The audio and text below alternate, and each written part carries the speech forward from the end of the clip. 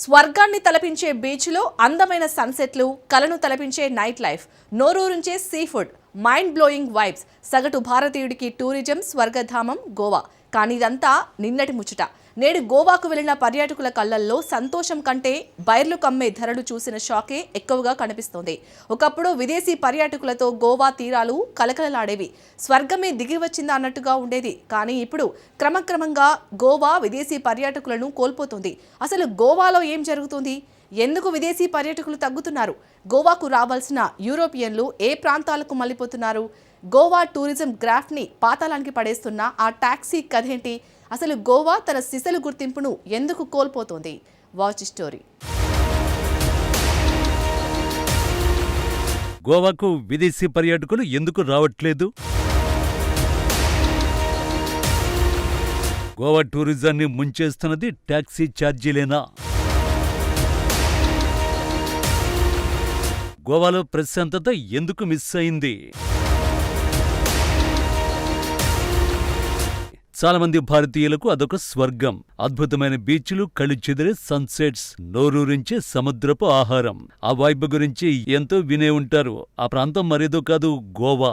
జీవితంలో ఒక్కసారైనా అక్కడికి వెళ్లాలని చాలా మంది లక్ష్యంగా పెట్టుకుంటారు. ఆ ప్రాంతానికి కొందరు ఫ్యామిలీతో వెళ్తే మరికొందరు ఫ్రెండ్స్ తో వెళ్తారు. ఎన్నో ఊహలు, ఎన్నో ఆశలతో హాలిడే ప్లాన్ చేసుకుని తీరా మీరు గోవాలో అడుగు పెట్టగానే బీచ్ల వద్దకు చేరుకునేందుకు ఓ టాక్సీ మాట్లాడుకోవాలని అనుకుంటారు కదా.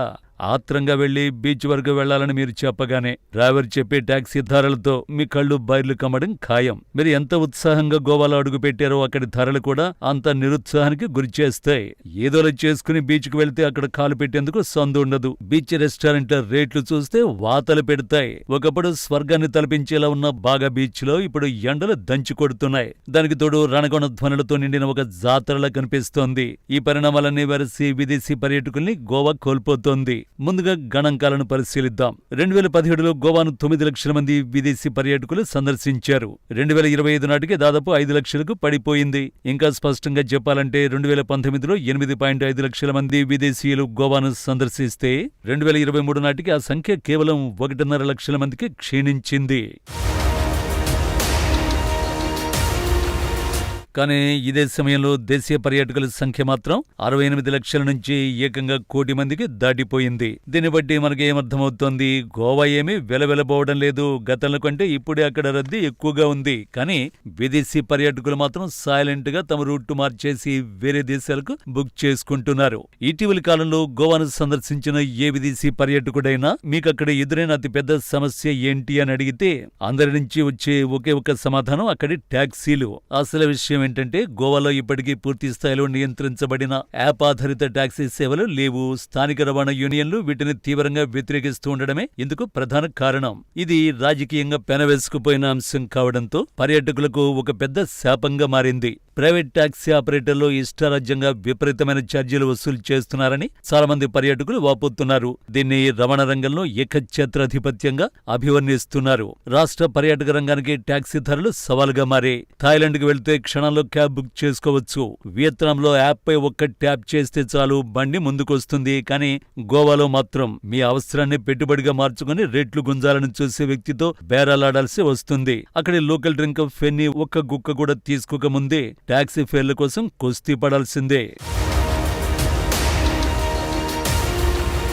అయితే టాక్సీ సమస్యలు గోవా పర్యాటక శాఖకు స్పష్టంగా తెలుసు. ప్రభుత్వం సాంకేతికత ఆధారిత సేవలు మెరుగుపరిచే పనిలో పడింది. పర్యాటకుల అనుభవాలను మెరుగుపరిచే లక్ష్యంతో Goa miles, Goa taxi app వంటి ప్లాట్ఫామ్లను తీసుకొచ్చింది. ఈ యాప్స్ లో కొత్త మార్గదర్శకాలను 3G మోడల్ అని పిలుస్తున్నారు. 3G అంటే గోవా టాక్సీలు, గోవా డ్రైవర్లు, గోవా ప్రభుత్వ ధరలు. ఈ మార్గదర్శకాల ద్వారా యాప్ ఆధారిత టాక్సీల సౌకర్యాన్ని ప్రతి ఒక్కరికి అందుబాటులోకి తీసుకురావాలని పర్యాటక శాఖ ప్రయత్నిస్తోంది. స్థానిక ప్రజలైన గోవాను సందర్శించే పర్యాటకులైనా ఈ యాప్స్ ఉపయోగపడతాయని పర్యాటక శాఖ వెల్లడిస్తోంది. మరోవైపు మితిమీరిన జనసందోహం కూడా పెద్ద సమస్యగా మారింది. ఒకప్పటి పాత గోవాకు సుసాగాడ్గా గుర్తింపు ఉండేది. అంటే ప్రశాంతమైన, హడావిడి లేని, నిమ్మళమైన ప్రాంతమని అర్థం. ఇప్పుడు సుసాగాడ్ క్రమక్రమంగా కనుమరుగవుతోంది.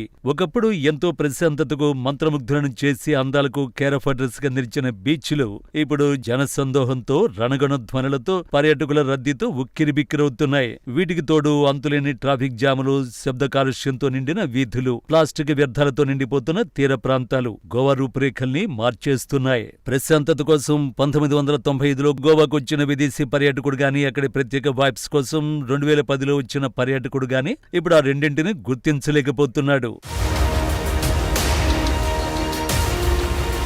ఇక వీటన్నింటికి మించి గోవాల ఖర్చుల భారం మరో పెద్ద సమస్యగా మారింది.